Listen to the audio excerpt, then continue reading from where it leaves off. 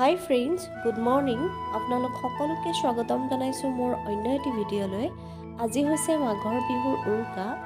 উৰুকাৰ দিনা অসমীয়া সমাজত কিছুমান পূৰ্বৰে পৰা পৰম্পৰা চলি আহিছে, যিবোৰ বৰ্তমান আমি সকলোৱে সময়ৰ অভাৱতে হওক বা ব্যস্ততাৰ কাৰণেই হওক পাহৰি যাবলগীয়া হৈছে।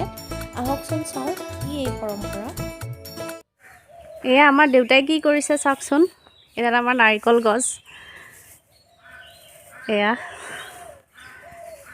এতিয়া দেউতাই এনেকৈ খেৰেদি এনেকৈ বনাই কিনে ৰছী টাইপৰ বনাই আমাৰ নাৰিকল গছডালত এনেকৈ বান্ধিব। এতিয়া দেউতাক সুধিম কিহৰ কাৰণে এনেধৰণে বান্ধা হয়। হা দেউতা, কিহৰ কাৰণে বান্ধা হয়? প্ৰথমতে মই ভোগালী বিহুৰ সকলোকে অসমৰ সকলোকে হিন্দু মুছলিম কোচ কছাৰী মিৰি ৰাভা সকলোকে আমি মই জনাইছোঁ, আশীৰ্বাদ জনাইছোঁ যাতে বিহুটো ভালে ভালে পাৰ হওক। এতিয়া কথা হ'ল আচলতে আমাৰ এইটো পৰম্পৰা বুলি ক'লেই নহ'ব, ইয়াতে কিছুমান কথা আছে। এক নম্বৰ কথা হ'ল যেনেকৈ বহাগ বিহুত গৰুক গা পা ধুৱাই কৰা যায়, কি বুলি কয়, ৰছীৰে গধূলি বন্ধা যায়, গামোচা দিয়া হয় গলত। ঠিক তেনেকুৱাকৈ কাতি বিহুটো তুলসীৰ তলত কি কৰা যায়, চাকি বন্তি জ্বলোৱা যায়, ডাঙৰক সেৱা সন্মান কৰা যায়। ঠিক এই লেখীয়াকৈ এইটো ভোগালী বিহুটোত অকল ভোগ খোৱাৰ কাৰণেই নহয়, আমি মাছ মাংস কিবা কিবি গাখীৰ দৈ এইবিলাক খোৱাৰ কথা নহয়। ইয়াতে কিছুমান পৰম্পৰা আছে। যেনেকৈ লক্ষী, এইবিলাক বস্তু হ'ল লক্ষীজাতীয় বস্তু, এওঁলোকৰ পৰা যেন ফলবিলাক খাই আছোঁ।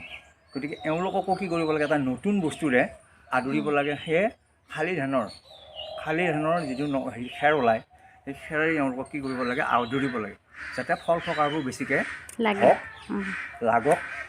পাণ তামোল আম জাম লেটেকু পনিয়াল যিমান আছে লাগক। সেই উপলক্ষে আমাৰ পৰম্পৰাভাৱে আগৰ পৰাই ককা দেউতাহঁতৰ পৰাই আজিলৈকে চলি আছে। আৰু সেই লৈ আমি গোটাই বস্তিখনত প্ৰায় 150 তামোল আছে, নাৰিকল প্ৰায় 10জোপা 8জোপা আছে, কঁঠাল আছে 7-8 জোপামান।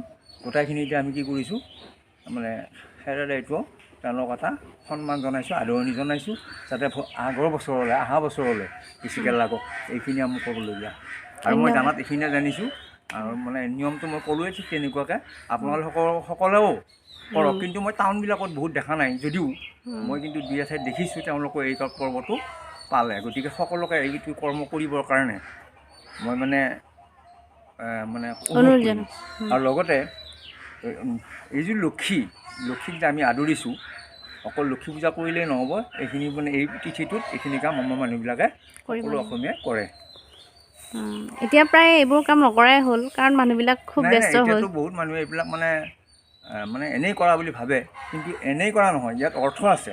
হয়তো লক্ষী চৰিত্ৰত হয়তো ইয়াৰ সংক্ৰান্তত কিছুমান লেখা আছে, হয়তো গম পাব যে কি কাৰণত এটি কৰিব লাগে, কি কৰিব নালাগে, ভালকৈ হয়তো বিতংভাৱে জানা মানুহে নিশ্চয় ক'ব। হয়, থেংক ইউ। আৰু এইটো আমাৰ দেখিছে ভঁৰাল ঘৰ। আমাৰ বস্তিখন দেখাওঁ আপোনালোকক। এইখন চব বান্ধিছে, ৰাতিপুৱাৰ পৰা দেউতাই এইটো কামেই কৰিছে। আৰু আপোনালোকক এটা বস্তু দেখাম, অসমীয়া মানুহৰ প্ৰায় ঘৰত থাকেই খেৰৰ পুঁজি। এইটো দেখিছেনে? এয়া খেৰৰ পুঁজি। আৰু এটা আছে, এইটো এটা আছে, আৰু এইটো এটা আছে, দেখিছেনে? সেইটো পুৰণা খেৰ হয়, আৰু এইটো নতুন খেৰ, এইবছৰৰ খেৰ। এনেধৰণে এইখন আমাৰ বাৰী। চব আছে ইয়াত, আম কঁঠাল নাৰিকল আছে আমাৰ প্ৰায়। এয়া দেখিছে, ঘৰৰ সন্মুখতো নাৰিকল আছে। এয়া এইবোৰ আমাৰ চুঙা পিঠা পুৰিবৰ কাৰণে উলিয়াই থোৱা হৈছে, কলৰ এনেকৈ আমাৰ নাৰিকল আছে, নেমু টেঙা।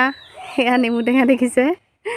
এনেধৰণে গোটেইখিনি ছাগলীয়ে খাই কাৰণে এনেধৰণে সেই নেটেৰে বান্ধি দিয়া হৈছে। দেখিবলৈ অলপ বেয়া হৈছে, তথাপিতো উপায় নাই আৰু, এনেকৈ হ'লেও খাব লাগিব। এয়া আমাৰ গোলাপটো লাগিছে, গোলাপ ফুলো লাগিছে।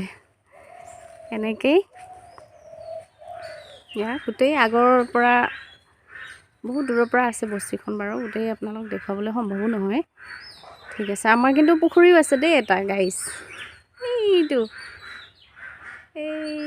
এইটো একদম সিফালে আছে। আপোনালোকে যদি মোৰ এই ভিডিঅ'সমূহ চাই ভাল পায়, আমাৰ ঘৰুৱা ভিডিঅ', তেতিয়াহ'লে লাইক কৰিব, কমেণ্ট কৰিব আৰু ছাবস্ক্ৰাইব কৰি দিব। Thank U.